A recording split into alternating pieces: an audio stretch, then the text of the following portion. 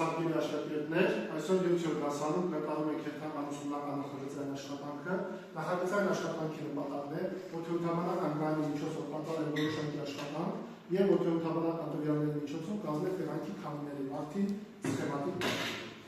Այժմ ձեզ երեխաները կներկայացնեն նախագծային աշխատանքը իրենց բնույթով եւ պայմանավորված նաեւ այն գործոններով, ինչպես իրենք կատարել աշխատանքը։ Եւ օդանավական գայանից վերցած ինֆորմացիա։ Մենք մեր նախագծային աշխատանքը, ինչպես արդեն երևում է էկրանին, ներկայացնում ենք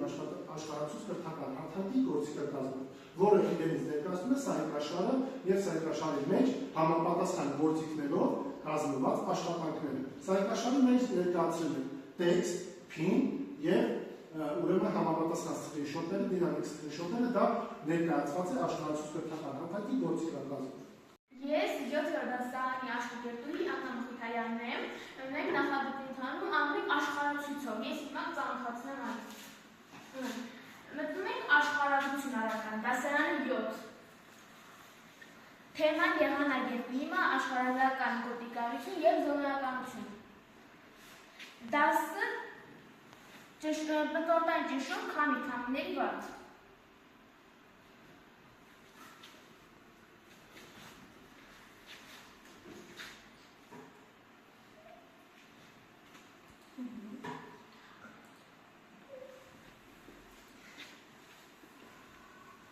Ուսումնական նախագծի պլանավորման ձևաչափ։ Ուսումնական նախագծի պլանավորման ձևաչափ նախագծի ղեկավար աշխարհացություն առարկայի ուսուցիչ Հակոբ Դավթյանը։ Կատարում 7-րդ դասարանի աշակերտներ։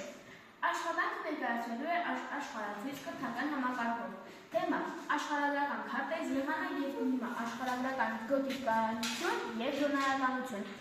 Ուսումնական նախագիծ անվանում օդերևութաբանական կայանի կիրառման, տեղանքում մոնիթորինգային, մշտադիտարկման, աշխատանքների կազմակերպում եւ վարում քամիների վարդ։ Ուսումնական նախագծի նպատակը բարձրացնել մասնակիցների աշխարհագրական եւ քարտեզագրական ուսումնական նախագծի նպատակը բարձրացնել մասնակիցների աշխարհագրական եւ քարտեզագրական դինամիկության մակարդակը։ Մասնակիցները կարող են օգտագործել եւ կիրառել օդերևութաբանական կայանը։ Մասնակիցները կարող են կոորդինատ տեսնել տեղանքի։ Ուսումնական նախագծի վերջնարարությունը Պիկասիդյան 7-րդ դասարանի աշակերտուհի։ Մասնակիցները նախագծից հետո կունենան բազմաթիվ գիտելիքներ օդկայանի վերաբերյալ։ Ուսումնական նախագծի նկարագիրը։ Ուսումնական նախագծի նկարագիրը տեսական գիտելիքների յուրացում, դաշտային այցի նախապատրաստում, տեղանքի ընտրություն եւ հերարկա ուսումնասիրում։ Խմբի յուրաքանչյուր մասնակից պետք է կարողանա ստանալ գիտելիքները օգտագործման դաշտային այցի ժամանակ։ Անհրաժեշտ պարագաներ կներկայացվի անդամներին այցից առաջ։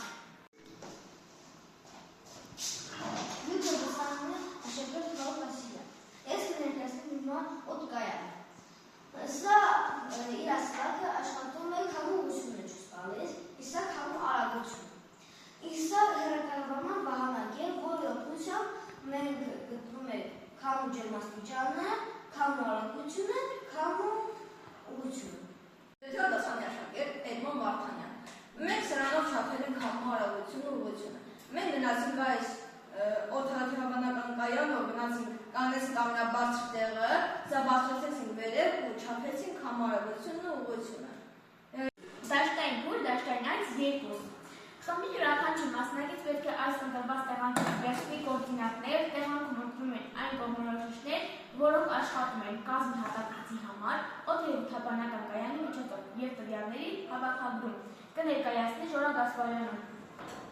Ես 7-րդ դասարանի աշակերտ Ժորա Գասպարյանս կներկայացնեմ դաշտային այցը։ Մենք դաշտային այցի ժամանակ բաժանվեցինք երկու խմբի։ Առաջին խմբում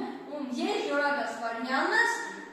Վիկա Ասիդյանը եւ Նարեկ Հարությունյանը, իսկ երկրորդ խմբում Հարութ Ասիդյանը, Աննա Մխիթարյանը եւ Էդմոն Վարդանյանը։ Երկրորդ խումբը զբաղեցրեցին տեղանքում ամենաբարձր կետը, իսկ առաջին խումբը նկարագրեցին տեղանքը։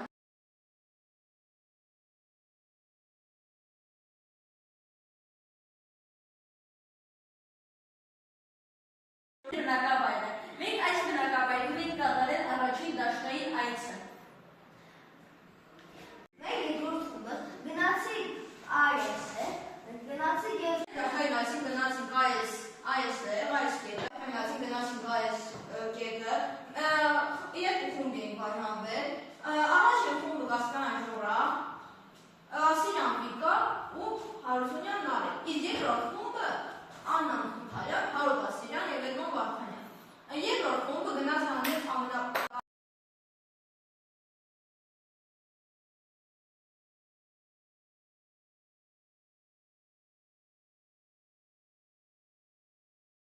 Մենք դաշտային այդ համայնքում գնացինք այս բայը,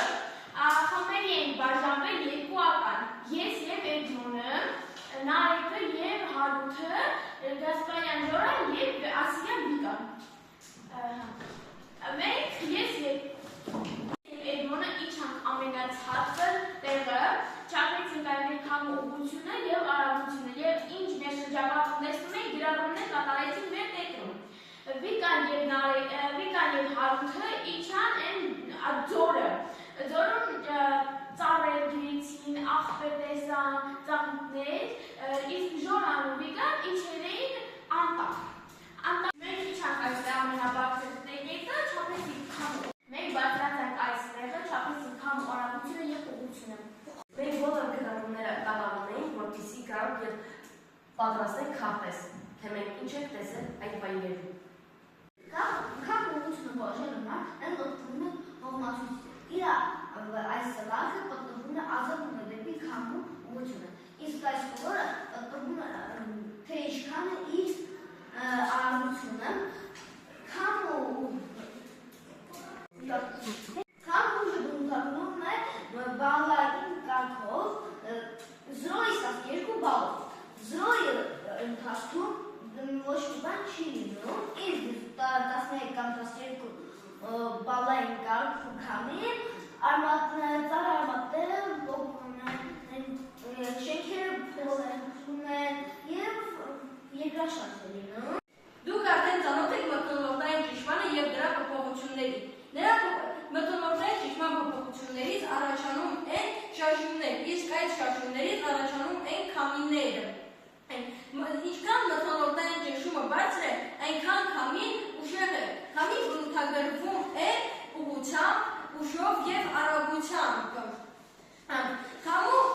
արագությունը և ուժը կախված է ճնշումից, իսկ ուժը հորիզոնալ։ Դուք արդեն ծանոթ եք մթնոլորտային ճնշմանը և դրա փոփոխություններին։ Մթնոլորտային ճնշման փոփոխություններից առաջանում են շարժումներ, իսկ այդ շարժումներից առաջանում են քամիները։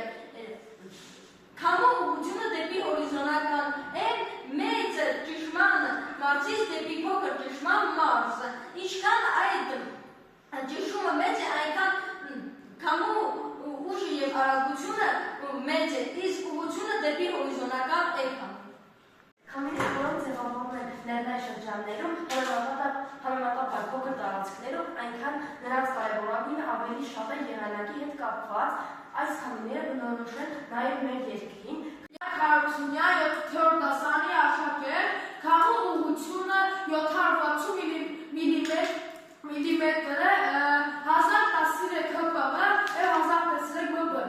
Քամիների տեսնելով այս քամիների արագությունը կարող ենք տեսնել, թե օրի ընթացքում քամիների արագությունն ինչքան է։ Այս բարի գտնվել են քամիների Մթնոլորտային ճնշում։ Մթնոլորտային ճնշում մեզ մշտապես շրջապատում է օդը։ Մթնոլորտը կազմված է գազերից և նրա հարուստներից, բայց մենք դրա ազդեցությունը չենք զգում։ Այն ուժը, որով մթնոլորտը ազդում է երկրի կամ նրա վրա գտնվող առարկաների, կոչվում է մթնոլորտային ճնշում։ Մթնոլորտային ճնշումը չափենք ճնշաշարքով, բարոմետր կոչվող սարքով, լինում է երկու տեսակ՝ ամենոիդ և սնդիկային, կան նաև ինքնագիր ճնշաշար, որը ցուցմունք է տալիս։ Ինչքան բարձրանում է վերև, այնքան ճնշումը իջնում է։ Նախագծի աշխատանքի մեջ մենք օգտագործել ենք տեքստ, փին, սկրինշոթ։ Նկարը պատկերված է վարդերի քամիները և լեռնահոտային քամիները։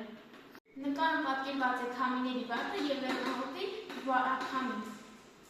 Մենք ավարտեցինք այսքանով մեր ուսումնական նախագծը։ Շնորհակալություն ձեզ։